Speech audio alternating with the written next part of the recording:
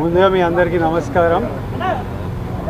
First of all press మీరంతా రాసేవాళ్ళ print media electronic print ముందుగా మీ అందరిని ఒక అడుగుతా, అది నా గురించి మీరు చేయాలి. ఇప్పుడు మీ ఛానళ్ళల్లో హెడ్లైన్స్ స్క్రోలింగ్లో ఇల్లీగల్ బెట్టింగ్ యాప్స్లో నాకు పిలిచారని స్క్రోలింగ్ నడుస్తుంటుంది, హెడ్లైన్స్ నడుస్తుంటుంది నాకు తెలుసు.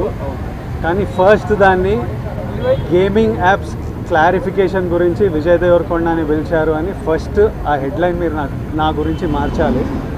ఎందుకంటే బెట్టింగ్ యాప్స్ ఇన్వెస్టిగేషన్ తప్పకుండా నడుస్తుంది, కానీ మనని పిలిచింది వాళ్ళకు కూడా తెలియదు మన పేరు ఎందుకు వచ్చిందో. బట్ మన పేరు వచ్చినందుకు వాళ్ళు వెరిఫికేషన్ చేసుకొని వాళ్ళు డెలిజెన్స్ తీసుకోవాలి. మనం చేసింది గేమింగ్ యాప్స్కి ఎండోర్స్మెంట్.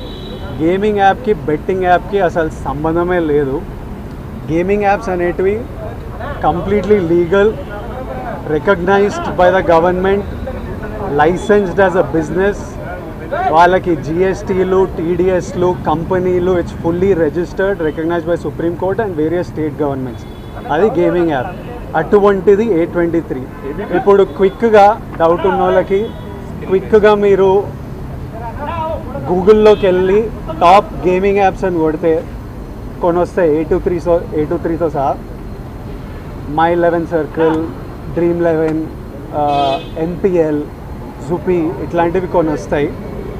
ఇవన్నీ రిజిస్టర్డ్ గేమింగ్ యాప్స్. ఇవన్నీ మన ఇండియన్ క్రికెట్ టీమ్కి స్పాన్సరు, మన ఇండియన్ ఒలింపిక్స్ టీమ్కి స్పాన్సర్, మన ఇండియా ఉమెన్స్ క్రికెట్ టీమ్కి స్పాన్సర్, ఐపీఎల్కి ఎన్పిఎల్ ఒకదానికి అఫీషియల్ స్పాన్సరు, వేరియస్ కబడ్డీ లీగ్కి వాలీబాల్ లీగ్కి అన్నిటికీ వీళ్ళు స్పాన్సర్ చేస్తారు. ఎందుకంటే these are completely legal entities.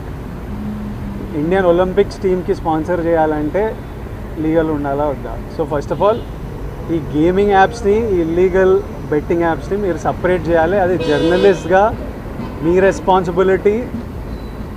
నా మీద మీకు ఆ రెస్పాన్సిబిలిటీ ఉండాలని కోరుకున్నా. కానీ మన పేరు వచ్చింది కాబట్టి కొన్ని క్లారిఫికేషన్స్ అడిగారు. ఆ clarification account details, transaction details ఏంటి ఆ కంపెనీ అవన్నీ పంపించేసినాము. ఇంతటితో సమాప్తం. Thank you.